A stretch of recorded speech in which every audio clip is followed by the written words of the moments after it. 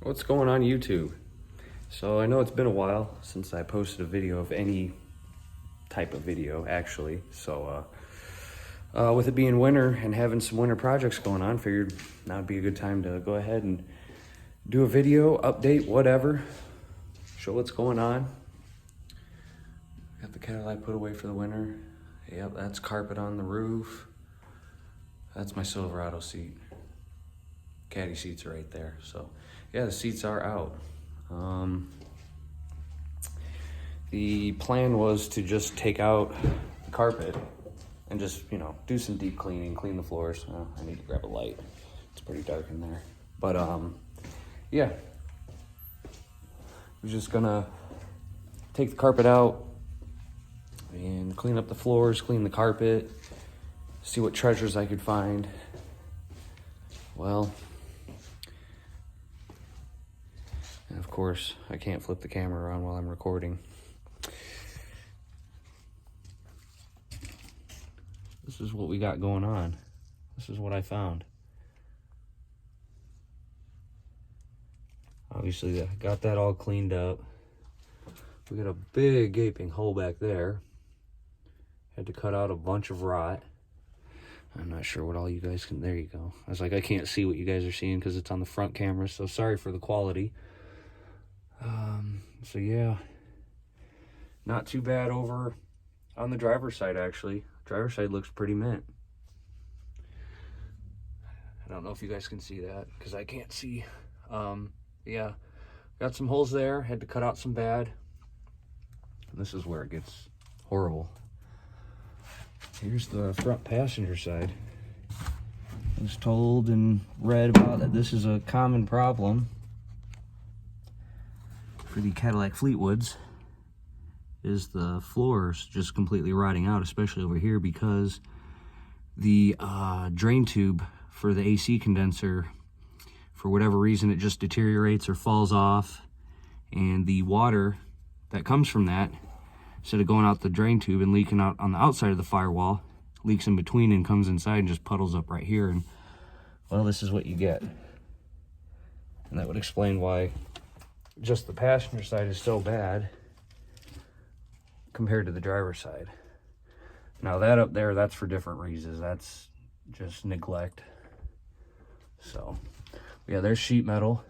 I got to clean up things a little bit better, but I got things pretty much prepped to get the new sheet metal in, and I'm not doing it right, but at least fix it for now. Obviously, the only way to really fix this, if you're gonna go about doing it, is a frame off restoration. Because this is, big body car, so it does have a frame. Would have been a lot easier and better to just take the body off the frame and just start doing that, because there's body mount that's up front that's pretty rotted out too. So yeah, that's what we're doing. Was waiting on a tool to get some stuff cleaned up. I got the tool now, but I went ahead and started other little projects, which was kind of the point of me doing this video. But yeah, like I said, I figured I'd just do a little update too. So it's a whatever video. I haven't done one of these in a while. So anyway, yeah, while that is an ongoing project, like I said, I had the seats out, and for whatever reason, the heated seats for the passenger and driver's side just weren't working anymore. I had the lights, the switches, everything was all hooked up. Watched a couple videos on heated seats and figured I'd go ahead and tear in it and see what I could find out. So here's the driver's side. That's the lower part. Obviously the upper's right there. Already did the passenger side, so what I had found when I was taking things apart, what side was it, if I can remember right? I want to say, I think it was right in here. The heating pad element, you got, pretty much wire starts on one end, zigzags, does everything. And then the end part, the end of it is on this side. So I had the long wire coming down here, did a little V right there or whatever. That little section of wire was broke, so I wasn't getting an ohm reading on the lower pad, but I was getting an ohm reading on the upper. So the upper heating element is good. The lower was bad. So took all this apart, ripped back the foam a little bit without damaging it too much. Found the burnt section, cut and stripped the wire, reconnected it, soldered it, put heat shrink tube on it, just like they did from the factory on back here. And I haven't tested it yet, but I do have an ohm reading on the lower heating element now too. So I have ohm readings for both. So like I said, the light works, the switch works. Hopefully when I get it back in the car, everything should be good to go. Now, in the process of doing all this, like I said, I started with the passenger side. I found not only the issue with the heating element, but I found some bigger issues, and that's with the seat pans. So what I'm about to show you guys was pretty much the same thing on the passenger side. Can't really tell which was worse, the driver's side or the passenger side. So, but yeah, after some time with a hammer and a flathead, I was able to get things a little bit closer. We have huge splits and tears in the sheet metal, cracks. This is all flimsy. Wish I could flip this from the front camera so I could see what you guys are seeing. But yeah, that's broke there. Gotta try to weld that, flatten that back down. There's a huge split right here. Oh, where's my finger? There we go. A huge split right down here. Comes up to the top. Now on the passenger side, I had sheet metal broke here on the welds for the brackets, for the power seat adjustments. That one was broken, that one was broken, that one was broken, that one was broken. And the whole front part of the seat was completely flimsy. And a couple of the same things, like I said, on this one were on the passenger side. So we had all this was broken. We had the same split here. This was okay. And you can see the tension from the springs. It actually started to slowly rip into the mounting points where it goes on the pan itself. There too, and wish I would have got a, picture or video of it before. Oh, where am I at? Right there. Of how all separated this was. I don't know if you guys can see that either, but all this part of the lower pan is broke too. All right in here. It's just bad. Now, if it wasn't so hard or expensive to get parts for these Fleetwoods, probably would have just been better off buying new seat pans or new seats. But for a front set of seats, I'm not paying $400, $600, $800 for some used seats that, yeah, no, not happening. So we're gonna just fix what we can. Like I said, you can see the sheet metal's torn there. Like I said, I wish I wouldn't have went around with it, hammer and a flathead to get these gaps closed up as best I could so I can get them welded. But like I said, it was bad. I don't know if you guys can see the daylight through the cracks. Yeah, you can kinda.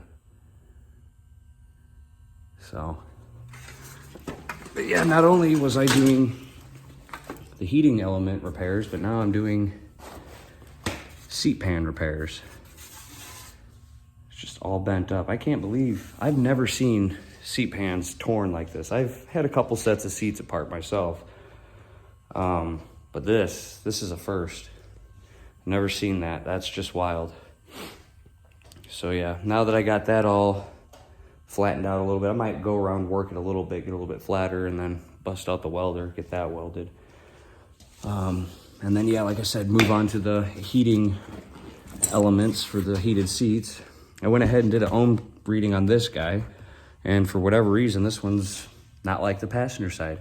The lower heating element is good on this one. Got an ohm reading. It seems pretty nice. And then yeah, I went over to the top, and I don't have an ohm reading there. And for whatever reason, GM, Cadillac, whoever, they decided to branch off the one wire, whether it be negative or positive, which completes the circuit for the heating element. They decided to branch the wire on both plugs. So you can't get a ohm reading off this lower unless you put the one end on the red wire for this plug. And then you come over here and you got to pick the right blue wire. Obviously, you have to look at it and you have to see which one comes from the heating element itself, because it doesn't go off into the plug where the red wire is, branches off and comes to this one. So you have to stick your ohm terminals on both of these plugs to get an ohm reading. So like I said, this one was good, so I know the lower's good. I tested the upper's bad, so unfortunately I haven't had the back parts or the upper part of these seats tore apart, so I don't know how difficult that's gonna be. Obviously this was a chore in itself, trying to figure that out. Wasn't too bad, I guess, but so yeah, we'll have to get this one off, find out where our bad section of wire is, go ahead and get that stripped and cleaned and soldered, get that all fixed up, and maybe we can have heated seats again. So that'd be pretty cool. Even though I don't really ever plan on driving this car in the winter because of, you know, the rust issues that it has. Even though it looks like a good car, it is a pretty sweet car, but you know, minus what you guys saw on the inside. The underside, I